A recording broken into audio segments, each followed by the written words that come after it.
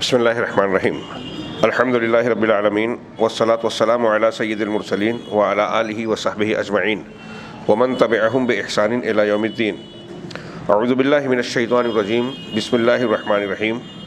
کل نفس ذائقۃ الموت ونبلوکم بالشر والخیر فتنہ والینا ترجعون.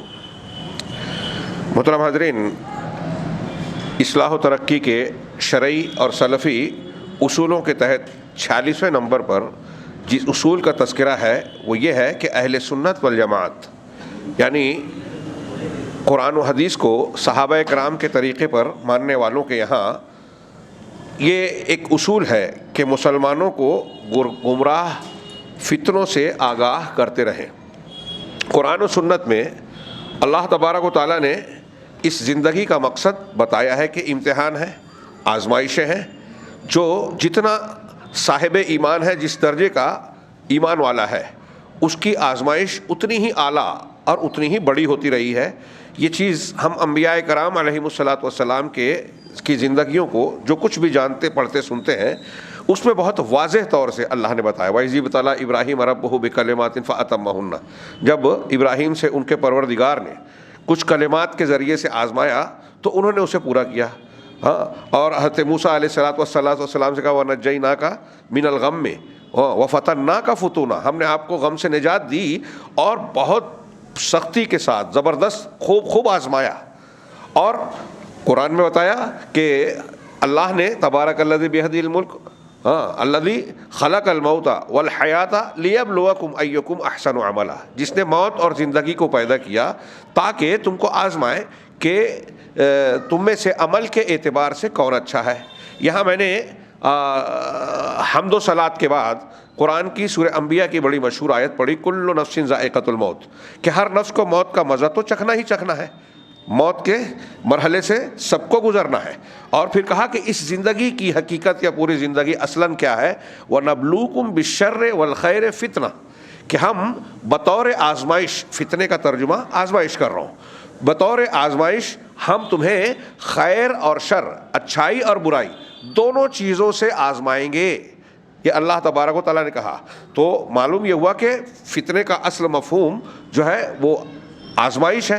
اگرچہ بعض سیاق و سباق میں اس کے اور بھی کئی معنی استعمال ہوتے ہیں. کہیں عذاب کا معنی ہے، کہیں شرک کا معنی ہے، اور اس طرح اور بھی کچھ معانی میں استعمال ہوا ہے. لیکن ان سب پر بھی غور کریں تو یہ ساری کی ساری چیز فتنے سے ہی یعنی آزمائش سے ہی جڑتی ہے. وَإِلَيْنَا تُرْجَعُونَ، کہ ہم تمہیں خیر اور شر دونوں میں بطور آزمائش مبتلا کریں گے اور ہماری طرف ہی تم کو پلٹ کر آنا ہے.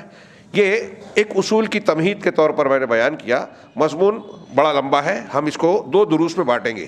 انہوں نے شروع میں اللہ کے رسول صلی اللہ علیہ وسلم کی حدیث نقل کی کہ حضرت حذیفہ رضی اللہ تعالیٰ عنہ فرماتے ہیں کہ آپ صلی اللہ علیہ وسلم فرمایا تعرض الفتن علی القلوب کالحصیر عودا عودا فأی قلب اشربها نکت فیہ نکتۃ سوداء وأی قلب انکرها نکت فیہ نکتۃ بیضاء حتی تصیر علی قلبین علی ابیض مثل الصفا فلا تضرہ فتنہ ما دامت السماوات والارض. یہ انہوں نے حدیث کا ایک حصہ چھوڑ دیا، مقصود نقل کر دیا کہ اللہ کے رسول صلی اللہ علیہ وسلم کا فرمان ہے کہ فتنے دلوں پر ایسے آئیں گے کہ ایک کے بعد ایک جیسے کہ چٹائی یا بوریا اپنے ہاں جس کو بوریا تھیلا کہتے ہیں یا چٹائی کہہ لیجئے، جو پرانی چٹائی آتی تھی یا آج بھی جو پلاسٹک کی آتی ہے اس میں اس کے جو تار ہوتے ہیں ایک دوسرے سے جڑے ہوتے ہیں. تو جیسے چٹائی کی لکڑیاں یا تیلیاں ایک دوسرے سے یکے بعد دیگرے جڑی ہوتی ہیں، اسی طریقے سے ایک کے بعد ایک فتنے آتے رہیں گے، دلوں پر آتے ہیں، فتنے پیش ہوتے ہیں. پھر جس دل میں وہ فتنہ رچ جائے گا، بس جائے گا، سرایت کر جائے گا، تو اس میں ایک کالا داغ پیدا ہو جائے گا. دل میں جب فتنہ آیا اور فتنہ وہاں رک گیا تو اس میں کالا داغ آ گیا، اور جو دل اس کو نہ مانے گا اس میں ایک سفید نورانی دھبا ہوگا، یعنی روشنی کے جیسا ہوگا. یعنی فتنہ آیا لیکن دل نے اسے قبول نہیں کیا، جھٹک دیا. یہاں تک کہ اسی طرح کالے اور سفید دھبے والے ہوتے ہوتے 2 قسم کے دل ہو جائیں گے. لوگوں کے دل 2 طرح کے ہو جائیں گے. ایک تو خالص سفید چکنے پتھر کی طرح روشن سفید چکنا، جس کو کوئی فتنہ نقصان نہیں پہنچائے گا. یعنی یہ صاف شفاف ہوگا، نیک دل ہوگا، فتنے پیش تو ہوں گے لیکن اس دل کو نقصان نہیں پہنچائیں گے، یہ محفوظ رہے گا جب تک کہ آسمان و زمین قائم رہے. یہاں تک یہ حدیث نقل کی. پھر اس میں اس دل کا بھی تذکرہ ہے حدیث میں جس کے اندر کالا دھبا پڑ جاتا ہے، اور پھر کالا دھبا پڑھتے پڑھتے جب وہ گناہ کرتا رہتا ہے، توبہ نہیں کرتا، پورا دل سیاہ ہو جاتا ہے اور اس پر جو ہے اللہ تبارک و تعالیٰ کی طرف سے مہر لگ جاتی ہے.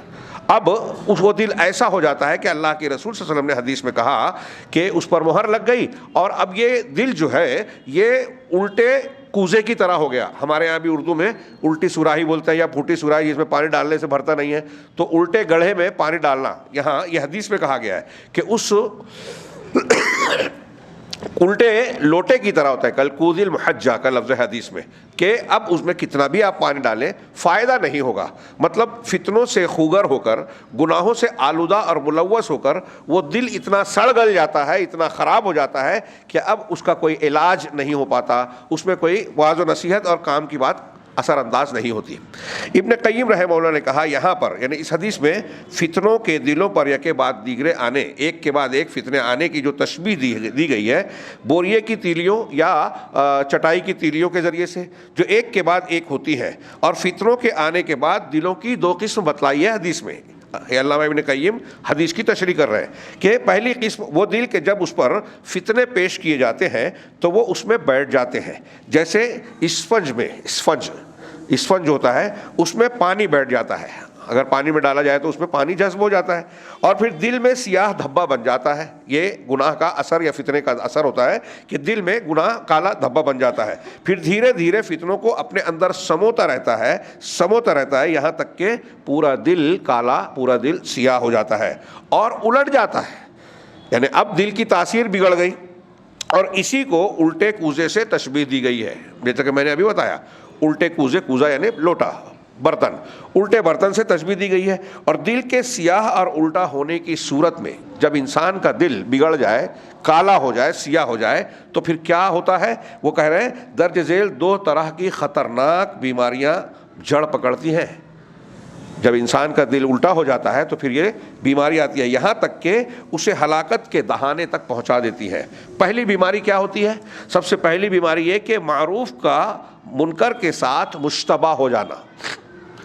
آج بہت سارے لوگ کبھی کبھی اس طرح کے سوال اٹھاتے ہیں کہ جب قرآن حدیث میں بہت سی باتیں صاف صاف موجود ہیں، ہاں ہمارے یہاں چھوٹے مسائل، کوئی شریعت کا مسئلہ چھوٹا نہیں ہے، بعض اہمیت کے اور اس کے مقابلے میں کم اہمیت والوں کو کے تناظر میں ہم چھوٹا کہہ رہے ہیں.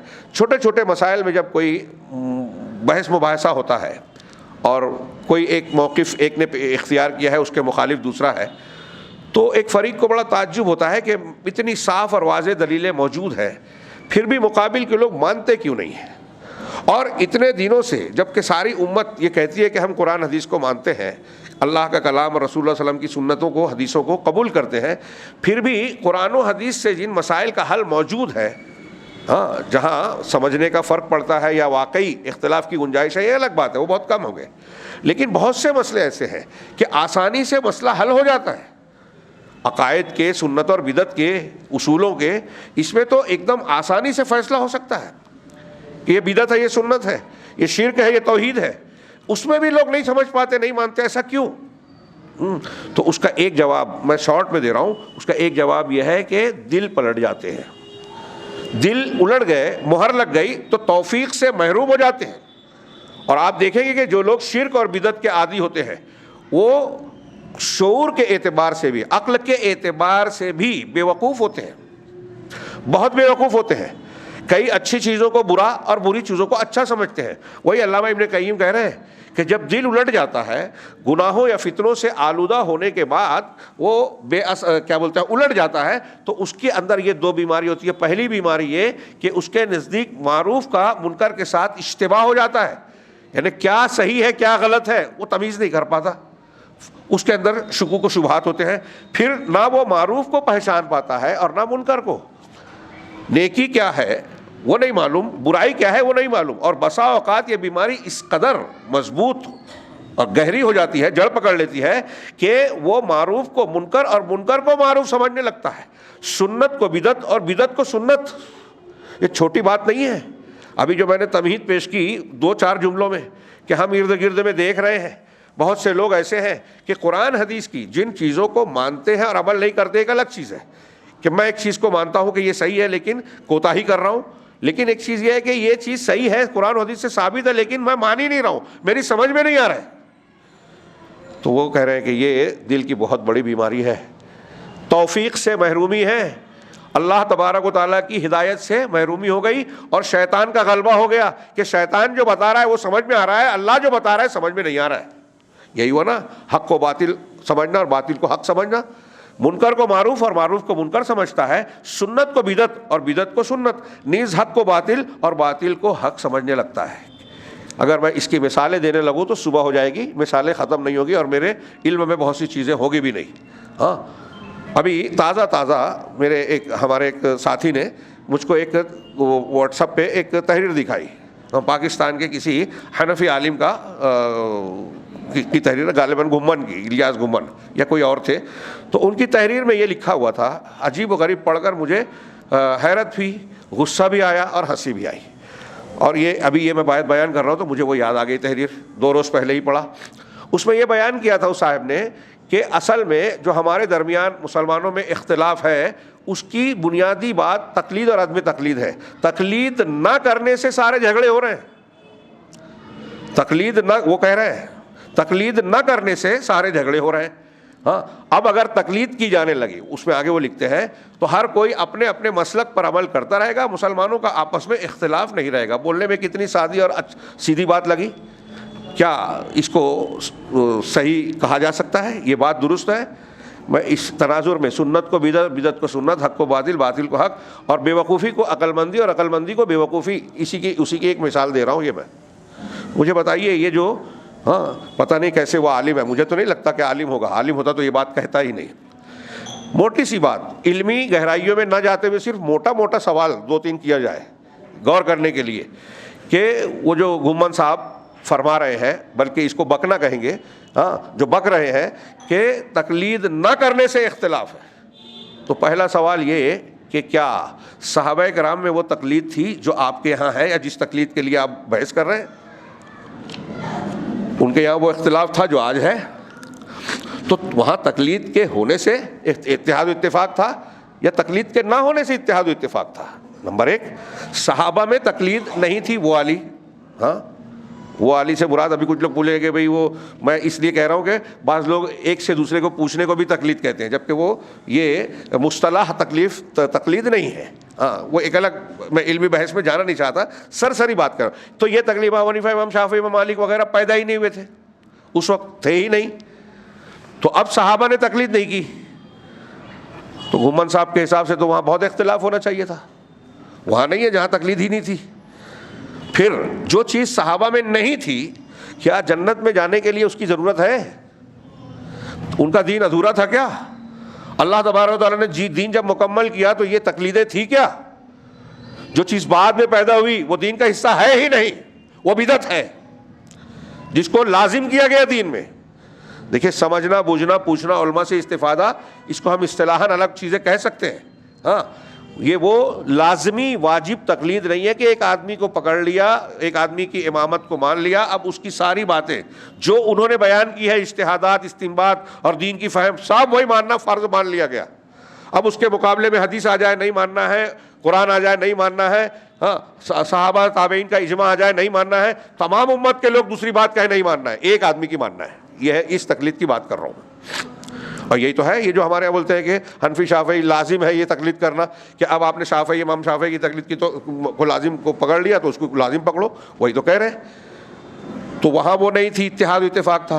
اب دوسرا سوال، یہ ایک پہلو میں نے کیا کہ جب سے تقلید ہوئی، کیا مقلدین کے درمیان ان کے کہنے کے مطابق تقلید کرنے سے اتحاد ہو جائے گا، جھگڑا ختم ہو جائے گا؟ کیا مقلدین میں اختلاف نہیں ہے؟ تاریخ میں نہیں ہوا؟ جنگیں ہوئی ہیں، شافعی حنفی کی جنگیں ہوئی ہیں، ایک دوسرے کے خلاف فتوے ہوئے ہیں، ایک دوسرے سے شادی کے حرام ہونے کا فتویٰ دیا گیا ہے، ایک دوسرے کی مسجدوں میں نہ جانے کا فتویٰ دیا گیا ہے، ایک دوسرے کو غلط اور صحیح ثابت کرنے کے لیے حدیثیں بنائی گئی ہیں، گڑھی گئی ہیں. احناف نے امام شافعی کے لیے ایسی حدیث گڑھی کہ میری امت میں، اللہ کے رسول کا میری امت میں ایک شخص ہوگا جس کا نام محمد بن ادریس ہوگا، وہ میری امت پر ابلیس سے زیادہ سخت ہوگا، اضر علی امتی من ابلیس او کما قالو، اس طرح کی جھوٹی حدیث بنائی کہ ابلیس سے زیادہ خطرناک محمد بن ادریس ہوگا۔ محمد بن ادریس امام شافعی کا نام ہے۔ انہوں نے بتایا کہ حنفی مسلک کو صحیح بتانے کے لیے حدیث بنائی کہ میری امت کے چراغ ہوں گے، سراج امتی ابو حنیفہ، یہ اللہ کے رسول صلی اللہ علیہ وسلم نے فرمایا، جھوٹی حدیث ہے، اللہ آپ نے فرمایا نہیں اور منسوب کر دیا۔ تو یہ فتنہ کس کی وجہ سے ہو رہا ہے؟ ہاں، اور یہ صاحب کہہ رہے ہیں کہ تقلید نہ کرنے کی وجہ سے، جو لوگ تقلید کا انکار کر رہے ہیں اس کی وجہ سے اختلاف ہو رہا ہے۔ تو ہے کہ نہیں؟ یہ جو میں نے ابھی پڑھی اس کی ایک مثال بن سکتی ہے کہ نہیں؟ ایسی 50 مثال ہے، 50 مثال ہے کہ دل الٹ گیا۔ تو جس چیز کو اللہ اور رسول نے شرک کہا، قرآن نے جس کی بنیاد پر مشرکین مکہ کو مشرک کہا، کفار کہا، قرآن میں خطاب ہے یا ایھا الکافرون، کس کفار مکہ کون سا کفر کرتے تھے؟ کیا وہ لات و منات کو، وہ اپنے بتوں کو، اپنے بزرگوں کو اللہ کہتے تھے کہ اللہ کی طرح اس کائنات کے بنانے والے ہیں، رزاق ہیں، روزی دیتے ہیں، نفع اور نقصان کے مالک ہیں، سورج چاند ستاروں کے پیدا کرنے والے؟ کیا ایسا مانتے تھے؟ نہیں۔ قرآن کہتا ہے نہیں۔ ان سے پوچھو کہ آسمان زمین کو کس نے بنایا ہے تو یہ کہیں گے اللہ نے بنایا۔ ان سے پوچھو کہ آنکھ کان دل و دماغ اور ان سب چیزوں کا مالک کون ہے تو کہیں گے اللہ مالک ہے۔ ان سے پوچھو کہ اگر کوئی پناہ اللہ پر کسی کو نقصان پہنچانا چاہے، عذاب دینا چاہے، ہلاک کرنا چاہے تو کیا کائنات میں کوئی بچا سکتا ہے؟ اور اگر اللہ کسی کو جو ہے فائدہ بچانا چاہے تو کیا کائنات میں کوئی نقصان پہنچا سکتا ہے تو کہیں گے نہیں۔ تو کہا تمہارے عقل ٹھکانے نہیں ہے۔ تو جس بنیاد پر کفار مکہ کو کہا کہ تمہاری عقل ٹھکانے نہیں ہے، یہ سب جاننے اور ماننے کے باوجود دوسروں کی پوجا کرتے ہو، استغاثہ کرتے ہو، دوسروں سے دعا مانگتے ہو، ان کو اپنے اور اللہ کے درمیان وسیلہ مان کر ان کی عبادت کرتے ہو، اس لیے تم مشرک ہو، کافر ہو۔ جس چیز کی وجہ سے اللہ اور رسول نے مکہ کے لوگوں کو کفار مشرک کہا، آج ہمارے مسلمان کہلانے والا ایک طبقہ، بہت بڑا طبقہ، اسے ثابت کرتا ہے کہ یہ بزرگان دین، اولیاء اور صالحین سے وسیلہ لگانا، ان کو پکارنا، ان سے استغاثہ کرنا، ان سے دعا کرنا، شیخ عبد القادر جیلانی، اجمیر والے بابا، شیخ رفاعی فلاں پیر صاحب اور فلاں، ان کو پکارا جا سکتا ہے، ان کو غوث کہا جا سکتا ہے، حاجت روا بولا جا سکتا ہے، غریب نواز کہا جا سکتا ہے۔ حضرت علی رضی اللہ تعالیٰ عنہ کو مولا کائنات کا نظام چلانے والا قطب ابدال کو کہا جا سکتا ہے۔ یہ تو کفار مکہ بھی نہیں مانے تھے۔ کفار مکہ بھی یہ نہیں مانتے تھے کہ کوئی اللہ کے علاوہ کوئی مردے کو زندہ کر سکتا ہے۔ ہمارے ہاں یہ قبر پرست اور بزرگ پرست لوگ مانتے ہیں، کتابوں میں لکھا ہے، بیان کرتے ہیں۔ ان کے اعلیٰ حضرت وغیرہ کی کتابوں میں دیکھیے کہ اللہ کے رسول صلی اللہ علیہ وسلم سب کو دیتے تھے، سب ان کے محتاج تھے، یہاں جبریل کو بھی دیتے تھے۔ حضرت شیخ عبد القادر جیلانی کو مغیث، مدد کرنے والا، غوث کہا جا سکتا ہے۔ ان کے واقعات میں بتاتے ہیں کہ مردوں کو زندہ کر دیتے تھے۔ یہ مکہ والے بھی اس درجے کا شرک نہیں کرتے تھے، لیکن آج کون کر رہا ہے؟ جو قرآن حدیث ماننے کا دعویٰ کرتا ہے نا تعجب کی بات۔ یہ جو حدیث پڑھی میں نے، یہ نبی کریم صلی اللہ علیہ وسلم نے بیان کیا کہ جب فتنہ آتا ہے اور آدمی کے دل میں جگہ بنا لیتا ہے تو بڑھتے بڑھتے بڑھتے اس کا دل کالا ہو جاتا ہے اور پھر وہ الٹے لوٹے کی طرح، الٹی سوراہی کی طرح ہو جاتا ہے کہ اب پلٹ گیا تو اب وہ نیکی کو برائی اور برائی کو نیکی، شرک کو توحید بول رہا ہے۔ جو دین کا حصہ ہی نہیں اس کو دین کہہ رہا ہے، جس کو اللہ رسول نے رد کیا، جس کی وجہ سے جنگیں کی کفار و مشرکین سے، اس کو یہ لوگ جنگ کر کے کہہ رہے ہیں کہ یہ قرآن حدیث سے ثابت ہے، یہ دین ہے، یہ اسلام ہے۔ وحدت الوجود کا عقیدہ مسلمان ثابت کرنے کی کوشش کر رہا ہے، قرآن سے ثابت کرنے کی کوشش کر رہا ہے نا۔ یہ دل کے الٹ جانے کی ایک مثال، بھاری مثال۔ قرآن سے ڈاکٹر اسرار صاحب کا میں نے کئی مرتبہ کال پیش کیا، بہت ہمارے یہاں لوگ متاثر ہیں ان سے، کہتے ہیں کہ هو الاول والآخر والظاہر والباطن، یہ وحدت الوجود کے اس بات میں نص قطعی ہے، قرآن کی آیت کو کہہ رہے ہیں وحدت الوجود، یعنی قرآن سے شرک اکبر اور کفر اکبر ثابت کر رہے ہیں، اور ہمارا وہ جو ہے وہ آدمی جو ہے اس سے متاثر ہو رہا ہے۔ کتنی تربیت کی، علم کی کمی ہے، یہ دل پلٹ گیا۔ صحابہ کرام جس کو اللہ تعالیٰ کہہ رہا ہے کہ جن کے بارے میں کہ اللہ راضی ہو گیا، ہمارے یہاں بہت سے لوگ ان سے راضی نہیں ہیں۔ جن سے اللہ راضی ہے، جن سے رسول راضی ہے، اس سے لوگ راضی نہیں ہیں، اور وہ کہہ رہے ہیں کہ ہم قرآن مانتے ہیں، حدیث مانتے ہیں، اور پھر بھی قرآن حدیث کے خلاف صحابہ کو برا بھلا کہہ رہے ہیں، تنقیدیں کر رہے ہیں۔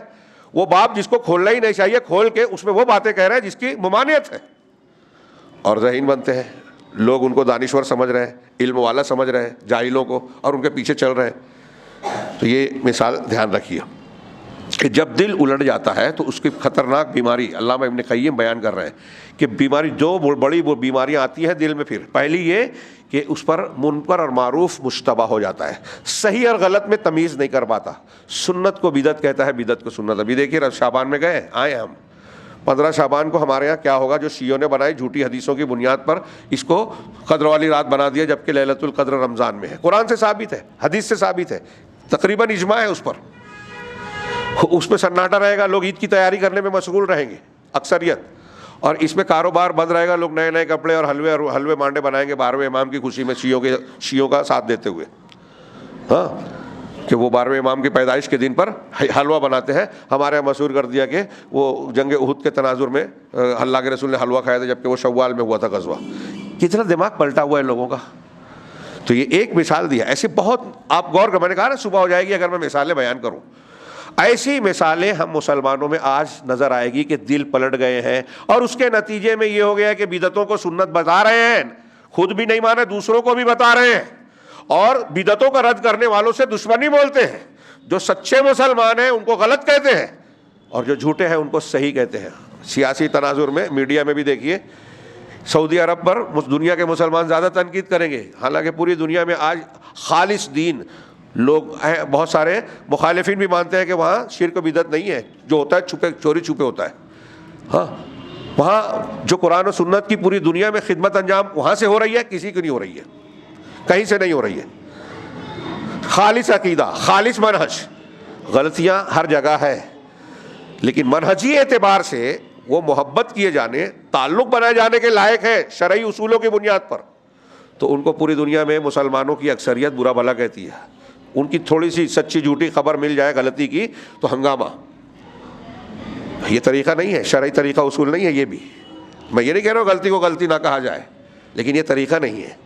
ہاں اس کے بالمقابل جو لوگ شرک کرتے ہیں، کفر کرتے ہیں، جو لوگ یورپ اور امریکہ کے ایجنڈوں پر کام کرتے ہیں، روافظ ہیں، حزبی ہیں، اخوانی ہیں، ان کا بول بالا رہتا ہے، جو مسلسل مسلمانوں کو نقصان پہنچا رہے ہیں۔ مسلسل میں نے کئی تقریروں میں بار بار کہا ہے، گزشتہ 10 15 20 سال میں اگر آپ جائزہ لیں گے تو لاکھوں مسلمانوں کا قتل ان کے سر پر آئے گا، لاکھوں اسلام کے نام پر۔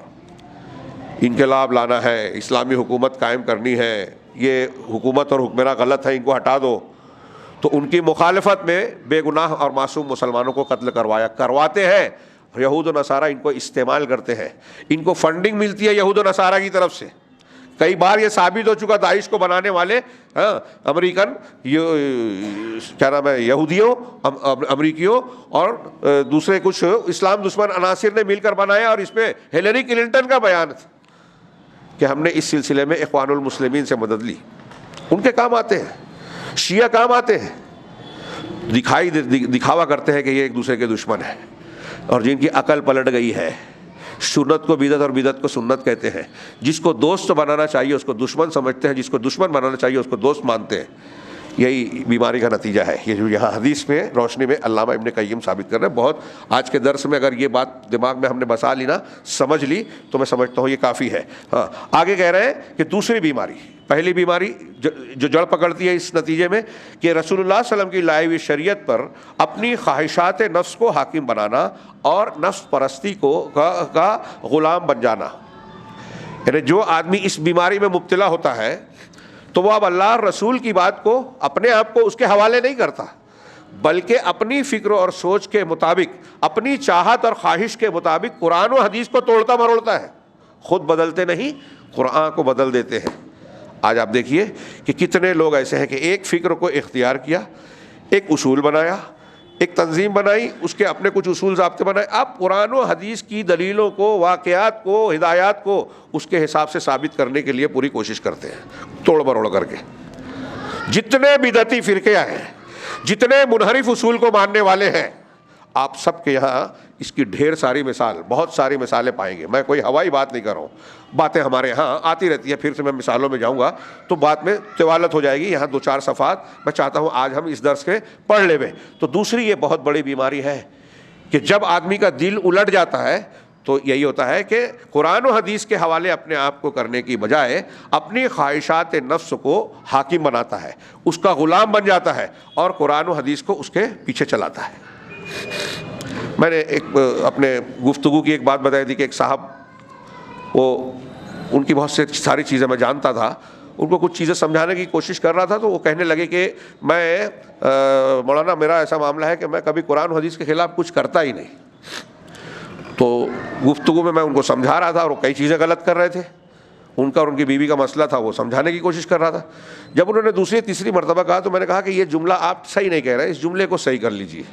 آپ کہہ رہے ہیں کہ میں قرآن و حدیث کے خلاف کچھ کرتا نہیں، آپ ایسے مت کہیے۔ انہوں نے کہا کیسے صحیح کروں؟ میں نے کہا آپ یہ کہیے کہ آپ جو بھی کرتے ہیں قرآن و حدیث اس کے خلاف ہو ہی نہیں پاتے، کیونکہ کھینچ تان کے آپ اس کو بتاتے ہیں کہ قرآن حدیث کے مطابق ہی میں کر رہا ہوں۔ وہی چیز یہاں بیان کر رہا ہوں میں۔ ہمارے یہاں بہت سے لوگ ایسے ہیں، اپنے حساب سے میری سمجھ میں جو آیا میں کر لیتا ہوں، اور پھر کھینچ تان کے ایک آدمی اپنی بہن کو حصہ نہیں دیتا ہے، آپ جا کے جب اس سے بات کریں گے، وراثت میں حصہ نہیں دیا جو اس کا حق ہے، تو جب آپ اس سے جا کے بات کریں گے تو وہ ایسی تعویل، ایسی تفصیل، ایسی تشریح کرے گا جس سے یہ ظاہر کرے گا کہ میں نے بہن کو جو حق نہیں دیا تو وہ شریعت کی خلاف مخالفت نہیں کی، میں نے اپنے ماں باپ کو سے بدتمیزی کی، ان کو گھر سے نکال دیا یا ان کے گھر سے الگ ہو گیا، تو میں نے کوئی غلط کام نہیں کیا، ان کا حق مار کے میں نے، بلکہ شریعت کی فلاں فلاں اصول کے مطابق میں نے کیا جو اس کے مطابق نہیں ہے، لیکن وہ سمجھ رہے ہیں ایسا۔ ایسے جتنے لوگ بدعت کر رہے ہیں، ہر بدعت کو وہ نیکی سمجھ کے کر رہے ہیں۔ بہت غور سے جو بدعت کرتا ہے، حالانکہ اللہ کے رسول ہر جمعہ میں کہہ رہے ہیں ہر بدعت گمراہی ہے، جہنم میں لے جانے والی ہے، لیکن ایک آدمی بدعت کرتا ہے اور اس کا سمجھتا ہے کہ میں نیک کام کر رہا ہوں، اللہ کو راضی کر رہا ہوں، نئی نئی دعائیں، نئے نئے اذکار بیان کیا جا رہا ہے فضائل اعمال کے نام پر، ایسی ایسی دعائیں جس میں شرک ہے، ایسی ایسی دعائیں جس میں اللہ کے رسول صلی اللہ علیہ وسلم کا وسیلہ لگایا گیا ہے، جس کو امام حنیفہ اور دوسرے ائمہ نے بھی حرام قرار دیا ہے۔ وہ حنفی نہ اپنے آپ کو امام حنیفہ کا معتقد بھی کہتے ہیں اور ان کی باتیں بھی نہیں مانتے۔ ہمارے مولوی صاحب بیان کر رہے ہیں، اب جھوٹی روایتیں مان رہے ہیں تو اس کو صحیح مان رہے ہیں، تو الٹ گئے، جھوٹی روایت کو صحیح مان لیا، صحیح روایت پیش کی جائے تو رد کر دیتے ہیں۔ یہ کوئی چھوٹی موٹی بات ہے؟ جب آپ کسی بدعت پر عمل کریں گے، اللہ ہمیں محفوظ رکھے، جب کوئی آدمی کسی بدعت پر عمل کرتا ہے اور اس بدعت کے مقابلے میں سنت کا رد کرتا ہے تو کیا کر رہا ہے؟ غور کیجئے، تھوڑی دیر کے لیے یہاں سوچئے کہ ایک بھی سنت کا اگر آپ رد کر رہے ہو تو آپ اللہ کے رسول صلی اللہ علیہ وسلم کا رد کر رہے ہو، آپ اللہ کے رسول صلی اللہ علیہ وسلم کا رد کر رہے ہو۔ ایک بھی بدعت کو اگر آپ نہ صرف کر رہے ہو، پھیلا رہے ہو، تو آپ دین کے مخالف چیز کو جو اللہ اور رسول نے نہیں بتایا اسے دین لوگوں کو بیان کہہ کے بتا رہے ہو۔ یہ چھوٹی غلطی نہیں ہے، عام گناہوں کے مقابلے میں یہ بہت بڑا گناہ ہے۔ اور ایک آدمی کا دل جب فتنے سے کالا ہو جاتا ہے تو اسی طریقے سے اس کے اندر الٹ پھیر ہو جاتا ہے، لیکن جو دل سفید، روشن اور صاف ہوتا ہے، ہاں، اس کے اندر ایمان کی کرنیں روشن ہوتی ہیں، اور جب اس پر فتنے آتے ہیں تو انہیں قبول نہیں کرتا بلکہ انہیں واپس کر دیتا ہے، ہاں، جھٹک دیتا ہے، اور پھر اس کے نور میں مزید اضافہ ہو جاتا ہے۔ یعنی ایک آدمی کو فتنے آئے، اپنے آپ کو محفوظ کر لیا، فتنے کو جگہ نہیں دی دل کے اندر، تو وہ جو اس کے اندر دل کی روشنی تھی نا، روشنی میں اور اضافہ ہو جاتا ہے، برکت ہوتی ہے۔ اور جن مریض دلوں پر فتنے پیش کیے جاتے ہیں ان کی کئی شکلیں ہوتی ہیں، ہاں، اب وہ فتنے جو آتے ہیں بہت سے طرح کے ہیں۔ انہوں نے کچھ فتنوں کا تذکرہ کیا، ایک ہے شہوات کے فتنے، شہوت، انسانی نفس کی خواہشات، ہاں، یہ زنا کا دل چاہتا ہے، یہ شہوت ہے، ہاں، چوری کا، جوئے کھیلنے کا دل ہوتا ہے، یہ شہوت ہے۔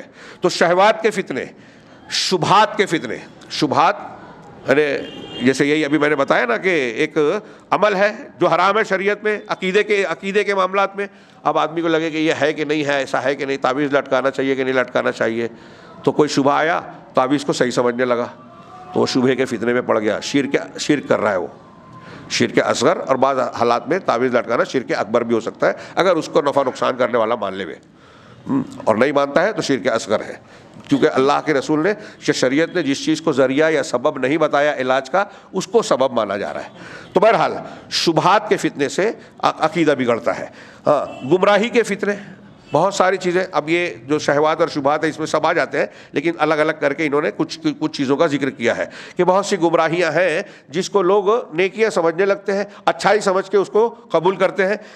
معاصی کے فتنے، گناہ ہیں، بہت سارے گناہ ہیں جن کو اچھا سمجھا جاتا ہے، نیکی سمجھا جاتا ہے۔ بدعات کے فتنے، ظلم و زیادتی کے فتنے، جہالت کے فتنے، یہ سارے ایک دوسرے سے جڑے ہوئے ہیں۔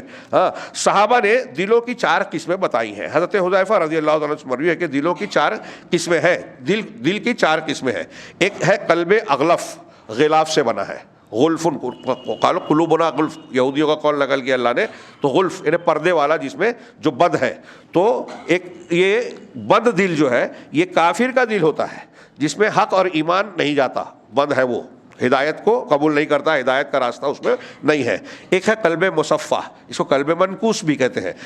یہ منافق کا دل ہوتا ہے، یعنی اس نے روشنی پائی لیکن اس کے بعد اس کو شک شبے کی بنیاد پر اس کو قبول نہیں کرتا، حق مانتا بھی ہے اور انکار بھی کر دیتا ہے۔ قلب اجرد، اس دل میں ایک چراغ ہوتا ہے جو روشنی دیتا رہتا ہے، یہ دل مومن کو نصیب ہوتا ہے۔ ایک دل وہ ہوتا ہے ایسا دل جس میں نفاق بھی ہوتا ہے اور ایمان بھی ہوتا ہے۔ ایک اور دل ہے جس میں دونوں چیزیں ہوتی ہے۔ اس دل میں ایمان کی مثال ایک درخت جیسی ہے جس کو عمدہ خوشگوار پانی فائدہ دیتا رہتا ہے، اور نفاق کی مثال زخم جیسی ہے، یعنی بیک وقت اس کے اندر دونوں بھی ہیں، بیماری بھی چیز ہے اور صحت کی چیز بھی ہے۔ تو نفاق کی مثال زخم جیسی ہے جس کو پیپ اور خون کے بہنے سے سکون ملتا ہے۔ بالآخر ان دونوں، یعنی جس کے اندر نفاق اور ایمان دونوں ہیں، میں سے ایک چیز غالب آ جاتی ہے، یعنی جس کا وزن زیادہ ہو گیا اس کا اثر زیادہ ہو جاتا ہے، یعنی نفاق غالب آ گیا تو اس کا اثر ہوگا، اور ایمان غالب آ گیا تو اس کا اثر ہو جائے گا۔ قلب اغلف سے کافر کے دل کی طرف اشارہ ہے جو پردے میں ہوتا ہے، جس کے بارے میں اللہ تعالیٰ نے فرمایا وَإِذَا قَرَأْتَ الْقُرْآنَ جَعَلْنَا بَيْنَكَ وَبَيْنَ الَّذِينَ لَا يُؤْمِنُونَ بِالْآخِرَةِ حِجَابًا مَسْتُورًا وَجَعَلْنَا عَلَىٰ قُلُوبِهِمْ أَكِنَّةً أَن يَفْقَهُوهُ وَفِي آذَانِهِمْ وَقْرًا وَإِذَا ذَكَرْتَ رَبَّكَ فِي الْقُرْآنِ وَحْدَهُ وَلَّوْا عَلَىٰ أَدْبَارِهِمْ نُفُورًا۔ اس کا ترجمہ ہے کہ جب تو قرآن پڑھتا ہے، اللہ کے رسول صلی اللہ علیہ وسلم نے کہا کہ جب آپ قرآن پڑھتے ہیں تو ہم تمہارے، آپ کے اور ان لوگوں کے درمیان جو آخرت پر ایمان نہیں رکھتے، آپ کے اور ان کافروں پر جو آخرت پر ایمان نہیں رکھتے، ایک پوشیدہ پردہ بنا دیتے ہیں، دونوں کے درمیان ایک حجاب مستورہ، چھپا ہوا آڑ پردہ، حجاب ڈال دیتے ہیں۔ اور ہم نے ان کے دلوں پر، مطلب اب وہ جب کافر ہیں جو ایمان نہیں رکھتے تو ان کے دلوں کی سختی کی بنیاد پر ایک پردہ ڈال دیا گیا۔ اب ان کے دل میں یہ آپ کا قرآن کا پیش کرنا فائدہ نہیں دے رہا ہے، نبی پیش کر رہا ہے، قرآن پیش کر رہا ہے، بے فائدہ۔ اور ہم نے ان کے دلوں پر کئی پردے بنا دیے ہیں اس سے کہ وہ اسے سمجھیں، اور ان کے کانوں میں بوجھ، وقر، ڈاٹ ڈال دیا ہے، بچ، ہماری زبان میں بچ لگا دیا ہے۔ اور جب تو قرآن میں اپنے رب کا اکیلے اسی کا ذکر کرتا ہے، یعنی توحید کی بات کرتا ہے، صرف اللہ کی عظمت اور عبادت کے لائق ہونے کا ذکر کرتا ہے، تو وہ بھدکتے ہوئے اپنی پیٹھوں پر پھر جاتے ہیں، یعنی وہ شرک کے اتنے خوگر ہو گئے کہ توحید کی بات ان کو بری لگتی ہے۔ جب صرف اللہ کا ذکر کیا جاتا ہے تو یہ بھدکتے ہیں، بھاگتے ہیں، ان کو پسند نہیں آتی بات، ہے نا الٹی بات۔ ایسے ہی آج آپ اللہ کی عظمت و کبریائی اور توحید بیان کیے تو کچھ لوگوں کو برا لگتا ہے، اور خاص طور سے وہ جن کو اولیاء، مزارات، قبروں کی عبادت کا چسکا لگ گیا ہے، شیطان نے ان کو دین بتا دیا ہے، تو یہ توحید کی بات وہ رد کرتے ہیں۔ اور قلب منکوس، یہ ہوا کافر کے دل کی بات، اور قلب منکوس سے منافق کا دل مراد ہے، جس کو قلب مصفح کہا تھا، جس کے بارے میں اللہ نے فرمایا فما لکم فی المنافقین فئتین واللہ ارکسہم بما کسبوا۔ تمہیں کیا ہوا کہ منافقین کے بارے میں تم دو گروہ ہو گئے، حالانکہ اللہ نے انہیں اس کی وجہ سے الٹا کر دیا، ان کے دل کو پلٹ دیا، اور جو انہوں نے کمایا اس کو الٹا کر دیا، یعنی ان کے باطل اعمال کی وجہ سے ان کا دل الٹ جاتا ہے، اور یہ سب سے زیادہ خبیث دل ہوتا ہے، کیونکہ یہ باطل کو حق مان کر اہل باطل کا ساتھ دینے لگتا ہے، اور حق کو باطل مان کر اہل حق سے دشمنی کرنے لگتا ہے۔ یہ بدعتیوں کی تاریخ دیکھیے کتنی خطرناک ہے۔ بدعتی اسلام اور مسلمانوں کے لیے کبھی کبھی بلکہ اکثر کافروں سے زیادہ نقصان دہ ثابت ہوتے ہیں۔ آج کے ماحول میں بھی دیکھیے کہ جو کام یہود نصارہ ڈائریکٹ مسلمانوں کے بیچ نہیں کر پاتے، وہ اپنے کچھ منافق، جو مسلمانوں میں منافق ہیں، اپنے کچھ ایجنٹوں کو یوز کرتے ہیں کہ مسلمانوں میں جا کے اسلام پسند بنو، تقریریں اچھی کرو، ہم بھی تھوڑا سا لائک اور شیئر کریں گے، لوگ سمجھیں گے ہمارے بے وقوف نوجوان کہ دیکھو ان کو اتنے لوگ سنتے ہیں، اتنا لائک کرتے ہیں، یہ ٹی وی پہ آتے ہیں، مولوی صاحب تو ٹی وی پہ نہیں آتے، تو آپ کو پسند کریں گے، آپ کے پیچھے لوگ آئیں گے، ہاں، اور آپ کے ذریعے سے ہم اپنا نشانہ، تو وہ کام وہ ڈائریکٹ اگر کوئی یہودی نصرانی آ کے کسی صحابی کو برا کہے تو ہمارا کوئی ایک نوجوان قبول کرے گا اسے؟ کوئی ایک آدمی نہیں. لیکن علی انجینئر کو پہلے یہ بتایا، اس نے پہلے یہ دعویٰ کیا کہ میں فلاں اہل حدیث عالم کا شاگرد ہوں، میری یہ اہل حدیثوں کے بیچ میں ہے یہ تو ہمارا اہل حدیث نوجوان سمجھا کہ ہاں بہت ہمارے قریب ہے، ہمارے فکر کا قائل ہے. تو جن کو نشانہ اور ٹارگٹ بنانا ہے اصلاً پہلے ان میں جگہ بنائی، پھر اس کے بعد آہستہ آہستہ زہر گھولنے لگے. پھر اہل حدیث علماء کو ٹارگٹ کیا، اور یہ بھی یہود و نصارہ کا ٹارگٹ ہے کہ ان کے علماء سے ان کے عوام کو دور کر دو، علماء کو جو ہے غلط بتاؤ، ان کی حیثیت ان کو حقیر بتاؤ کہ ان کو کیا سمجھتا ہے، تاکہ یہ علماء سے قریب ہی نہ جائیں. جب علماء کے قریب نہیں جائیں گے تو دین نہیں سمجھیں گے. قرآن و حدیث اور عالم سے دور ہوں گے تو قرآن حدیث سے دور ہوں گے. ہاں، تو نتیجہ یہ نکلے گا کہ ہمارے لیے نرم شاہراہ بن جائیں گے. اور پوری دنیا میں بہت کامیابی سے یہ چیزیں الگ الگ جگہوں پر کیا جا رہا ہے. میں نے ایک دو نام لیے، ایسے سینکڑوں ہیں ان کے گرگے اور ایجنٹ جو ان سے، ہاں، جن کو چرچ آف انگلینڈ سے، انگلینڈ کی گورنمنٹ سے، امریکہ کی گورنمنٹ سے انڈر ٹیبل، ہاں، پیسے جاتے ہیں، وظیفے بندھے ہیں، مدد ملتی ہے، ان کو جدید سے جدید چیزیں ملتی ہیں. داعش ایک تنظیم بنی تو اس پر جو اعتراضات عالمی سطح پر لوگوں نے کیا، اس میں یہ بھی کیا کہ یہ نئے نئے لوگ بنے ہیں. امریکہ کو کیا ڈر ہے؟ ہاں، جو ملکوں کو آج کی تاریخ میں دیکھیے، وہ یورپ اور ناٹو کو جو ہے چیلنج کر رہا ہے ٹرمپ. ایک داعش جو ایک تنظیم بنی جس میں نئے نئے لوگ ہیں، ان کے پاس کوئی حکومت نہیں، کوئی فوج نہیں، کوئی ٹیکنالوجی نہیں، کوئی بجٹ نہیں، ان سے ڈر ہے کوئی دنیا کی گورنمنٹس کو، امریکہ یورپ کو. لیکن اس کو بتایا جاتا ہے ان کو ہتھیار کہاں سے فراہم. اچھا، یہ بات بھی آئی تھی، میں نے اپنے مضامین میں بھی لکھی تھی کہ ان پر اعتراض کرنے میں ایک یہ ہے کہ ان کے یہاں کچھ ایسے ٹیکنالوجی استعمال کر رہے ہیں جو کسی عام انسان کے پاس ہو ہی نہیں سکتی. یہ اس بات کی دلیل تھی کہ حکومتوں کی مدد ہے، ان کو حاصل ہے. اور پھر کئی ایسی خبریں آئیں، یورپ اور امریکہ سے عمر قید کے قیدیوں کو رہا کروایا گیا، اور پھر یہ بتایا گیا کہ انہوں نے اسلام قبول کر لیا اور داعش میں بھیج دیا گیا. برطانیہ سے آج ایک ایسا آدمی جس کو مرنے تک جیل میں رہنا تھا، اس کو آزاد کرایا گیا. ہاں، دوسرے دن اس نے کلمہ پڑھ کے اسلام قبول کیا، اور 3-4 دن کے بعد وہ شام اور عراق میں آ کے داعش سے کنیکشن میں آ جاتا ہے. دکھائے، سمجھ میں نہیں آتی یہ بات کہ جو عمر قید کا مجرم تھا وہ جیل سے نکل کے اچانک مسلمان بھی ہوتا ہے اور یہاں بھی آ جاتا ہے.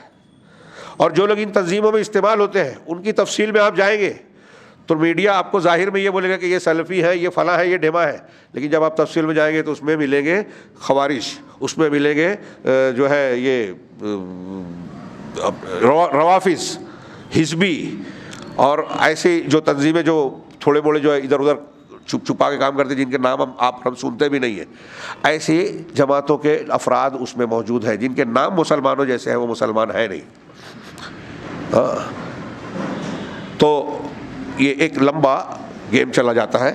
میں کہاں سے یہ بات آ گئی کہ یہ جب منافقین جو مسلمانوں کے بیچ میں ہیں اور صحابہ کے خلاف تقریر کرتے ہیں، توحید کے خلاف تقریر کرتے ہیں، علماء حق کو ٹارگیٹ کرتے ہیں، ہاں، اور ایسی بحثوں میں ہمارے نوجوانوں کو الجھاتے ہیں جس سے کوئی مطلب نہیں ہے، اس سے مکلف نہیں ہے. جیسے صحابہ کرام میں جنگ جمل، جنگ صفین ہوئی، اور اس سے متعلق کیا موقف ہے اہل سنت کا بالکل واضح ہے.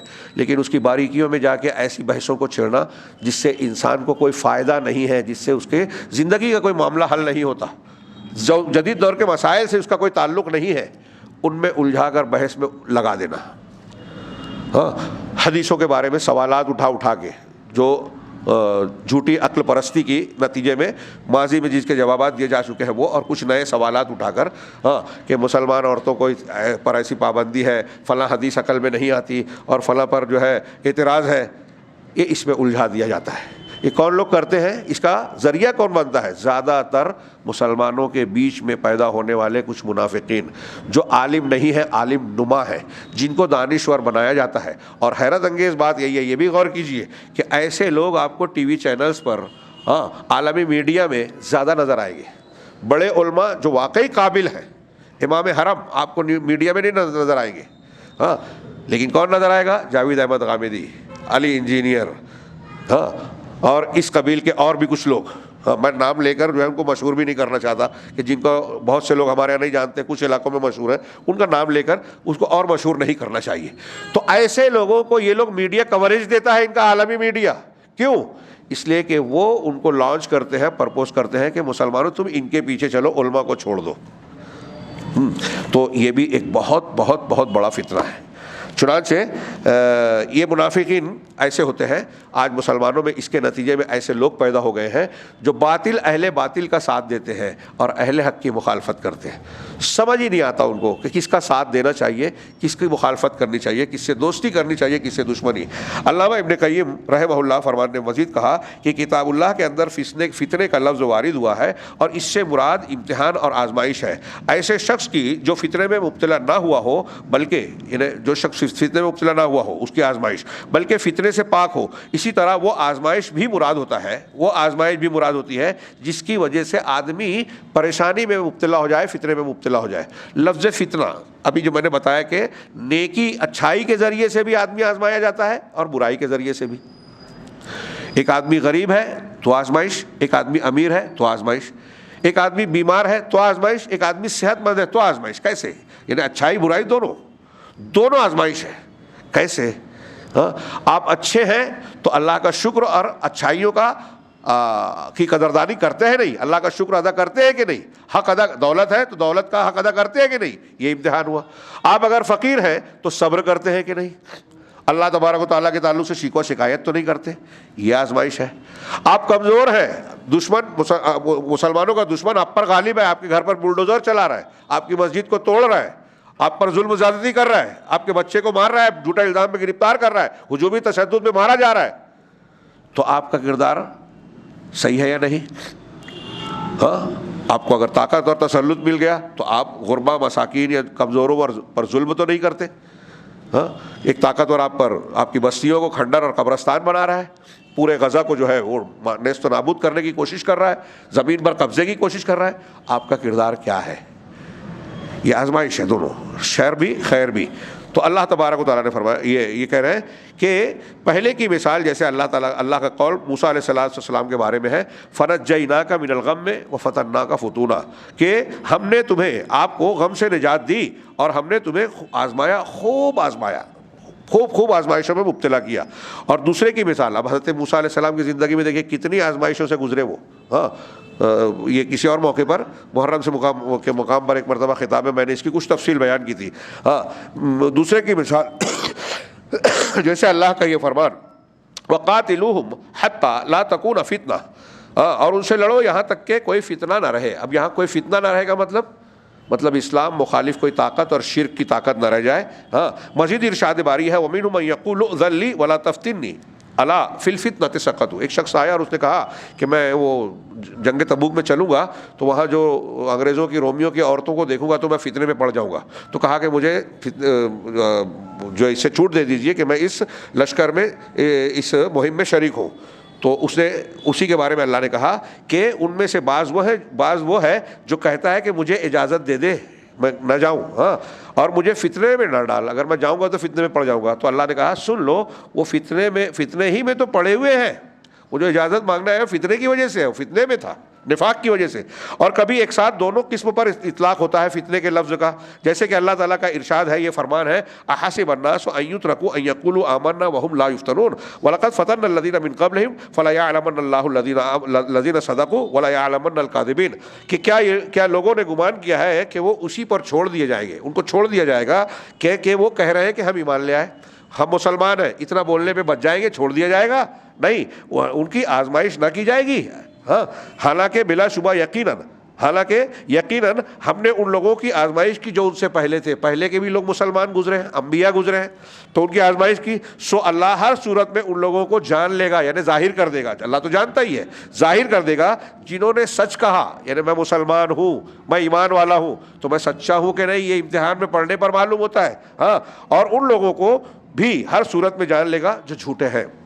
اور اسی میں موسیٰ علیہ السلام کا یہ قول بھی آئے گا جسے اللہ نے نقل کیا ہے کہ ان ہی الا فتنتک تضل بها من تشاء وتهدی من تشاء, یہ تو بس تیرا فتنہ ہے پروردگار, یہ نہیں ہے مگر تیری آزمائش, جس کے ساتھ تو گمراہ کرتا ہے جسے چاہتا ہے اور جسے چاہتا ہے ہدایت عطا فرماتا ہے. یعنی یہ فتنہ تیری طرف سے ہے پروردگار، یہ آزمائش. اب اس کے ذریعے سے کچھ لوگوں کو تو ہدایت دیتا ہے جس کو چاہتا ہے، اور جس کو چاہتا ہے گمراہی میں مبتلا کرتا ہے. یعنی اس امتحان اور آزمائش کی وجہ سے جو فتنے میں مبتلا ہو جاتا ہے وہ گمراہ ہو جاتا ہے، اور جو ثابت قدم رہتا ہے وہ ہدایت پر باقی رہتا ہے. اب ایک اور بھی معنی بتایا، اور بسا اوقات فتنے کا اطلاق اس سے بھی عام ہوتا ہے، یعنی اور عام معنی میں فتنے کے لفظ کا استعمال قرآن میں کیا جاتا ہے، جیسے کہ اللہ کا یہ قول ہے انما اموالکم و اولادکم فتنہ واللہ عندہ اجر عظیم، کہ تمہارے مال اور تمہاری اولاد تو محض ایک آزمائش ہے، اور جو اللہ ہے اسی کے پاس بہت بڑا اجر ہے. زجاج نے کہا کہ اللہ نے یہ خبر پہلے ہی دے دی ہے، اموال اور اولاد فتنہ ہے، ان کے ذریعے سے آزمائش ہوتی ہے، اور یہ تمام اولاد کے لیے عام ہے. ہاں، تمام اولاد کے لیے عام ہے، کیونکہ انسان بسا اوقات اولاد کی وجہ سے حرام کا ارتکاب کرتا ہے. اب اولاد بیٹا بیٹی ہو، پوتا پوتی ہو، ناسا ناتی نواسا ہو، یا بھتیجا وغیرہ جو بھی ہو، اور اللہ کی نافرمانی کرتا ہے اولاد کی وجہ سے، یہ اس لیے آزمائش بنتے ہیں. کیا بیٹے کی محبت میں آدمی دین کے اصولوں کو طاق میں رکھ دیتا ہے اور جرائم اور مظالم میں ملوث ہو جاتا ہے، الا یہ کہ اللہ جسے محفوظ رکھے. اس کی ایک دلیل یہ ہے، یہ ایک حدیث ہے، میں عربی کی بجائے ڈائریکٹ اردو پڑھتا ہوں. نبی اکرم صلی اللہ علیہ وسلم خطبہ دے رہے تھے، اتنے میں حسن اور حسین رضی اللہ عنہما لال رنگ کی قمیص پہنے گرتے پڑتے آئے. آپ صلی اللہ علیہ وسلم نے ممبر سے اتر پڑے اور اپنی بات بیچ ہی میں کاٹ دی اور ان دونوں کو گود میں اٹھا لیا. پھر ممبر پر واپس آ گئے. پھر فرمایا اللہ تعالیٰ نے سچ فرمایا ہے، انما اموالکم و اولادکم فتنہ، تمہارے مال اور اولاد فتنہ ہے. میں نے ان دونوں کو ان کی قمیصوں میں گرتے پڑتے آتے دیکھا تو میں صبر نہیں کر سکا، یہاں تک کہ میں نے اپنی گفتگو بیچ میں ہی کاٹ دی اور ان دونوں کو اٹھا لیا. سیدنا ابن مسعود رضی اللہ تعالیٰ عنہ فتنوں سے پناہ مانگتے تھے اور فرماتے تھے کہ جو اللہ سے پناہ مانگے، اللہ سے جو چیز آپ مانگتے ہیں کہ مجھے اللہ فلاں فلاں چیز سے بچا، تو اسے چاہیے کہ وہ گمراہ کن فتنوں سے بچائے. ان فتنوں سے اپنے آپ کو بچنے کی دعا اللہ کے رسول کی دعاؤں میں ملے گا. اللہم جنبنا الفتن ما ظہر منہا وما بطن، کہ اللہ ہمیں فتنوں سے محفوظ رکھ، جو کھلے ہیں اور جو چھپے ہیں، ظاہر ہیں اور چھپے ہوئے ہیں. ہر قسم کے فتنوں سے ہمیں اپنے اولاد کو، اپنے اور اپنی اولاد کے لیے مانگنا چاہیے یہ دعا. ہاں، تو پناہ مانگنا چاہیے اسے. اسی میں اللہ کا یہ قول بھی ہے وَجَعَلْنَا بَعْضَكُمْ لِبَعْضٍ فِتْنَةً أَتَصْبِرُونَ، کہ ہم نے تمہارے بعض کو بعض کے لیے آزمائش بنایا ہے، کیا تم صبر کرو گے؟ یہ کیا ہم نے تم کو بعض کے لیے آزمائش بنایا ہے، کیا تم صبر کرو گے؟ تو اس کی ایک تشریح کر دیتے ہیں. میں سوچ رہا تھا کہ اگلے ہفتے میں یہ ایک پیراگراف پڑھ لیتا ہوں. یہ تمام مخلوق کے لیے عام ہے کہ سب انسانوں کے لیے، ہم کو آپ کو ایک دوسرے کے لیے آزمائش بنائے گئے. کیسے؟ ہاں، یہ تمام مخلوق کے لیے عام ہے. بعض کو بعض کے ذریعے آزمایا جاتا ہے. چنانچہ تبلیغ دین میں رسولوں کو ان کی قوموں کے ذریعے اور رسولوں کی اطاعت میں قوموں کو رسولوں کے ذریعے سے آزمایا جاتا ہے. اللہ نے رسول بھیجا قوموں میں، تو رسول قوم کے لیے اور قوم رسول کے لیے آزمائش ہوئی. جس کا جو حق ہے وہ ادا کر رہے ہیں، وہ تبلیغ کر رہے ہیں کہ نہیں کر رہے، ڈر تو نہیں رہے، خیانت تو نہیں کر رہے، پہنچا رہے ہیں سچائی کے ساتھ، امانت داری اور خیر خواہی کے ساتھ. اور جو قوم ہے وہ رسول کو رسول سمجھ کے مانتی ہے کہ نہیں، ان کا حق ادا کرتی ہے کہ نہیں، ان کا احترام اور اتباع والا معاملہ جو حق ہے ان کا ادا کرتی ہے کہ نہیں. اسی طرح علماء کو جہال کے ذریعے وہ انہیں تعلیم دیتے ہیں کہ نہیں، کہ عالم جاہل کو بتاتا ہے کہ نہیں، علم لے کے سیکھ کے گھر میں بیٹھا ہوا ہے، ہاں، یا اپنے ارد گرد میں جو جہالت، جن چیزوں کی وضاحت ضروری سمجھتا ہے اسے بیان کرتا ہے کہ نہیں، انہیں نصیحت کرتے ہیں کہ نہیں، اور اس راہ میں صبر کرتے ہیں کہ نہیں. ظاہر سی بات ہے جب وہ بیان کرے گا تو بہت سے لوگ گالیاں دیں گے، مخالفت کریں گے، الزام تراشی کریں گے، تو اسے صبر کرنا پڑے گا. ہاں، اور جہال کو علماء کے ذریعے، ہاں، وہ ان کے دین کی بات سنتے ہیں کہ نہیں. اب عام آدمی کو عالم بیان کر رہا ہے تو عام آدمی جو نہیں جانتا اسے پتا ہے کہ میں نہیں جانتا، تو اب جو بتا رہا ہے اس کو سنتا ہے کہ نہیں، سمجھتا ہے کہ نہیں، غور کرتا ہے کہ نہیں. اگر وہ غلط سلط بھی بیان کرتا ہے تو اندھا بہرا بن کے مان لیتا ہے کیا، یہ بھی غلط ہے. ہاں، اور بادشاہوں کو رعایا کے ذریعے، اور رعایا کو بادشاہوں کے ذریعے، مالداروں کو فقراء کے ذریعے، فقراء کو مالداروں کے ذریعے، کمزوروں کو طاقتوروں کے ذریعے اور طاقتوروں کو کمزوروں کے ذریعے سب کو آزمایا جا رہا ہے. شوہر کو بیوی پر حاکم بنایا گیا ہے تو اس کا مطلب یہ شوہر کی آزمائش ہے کہ وہ کیسا حاکم بنتا ہے.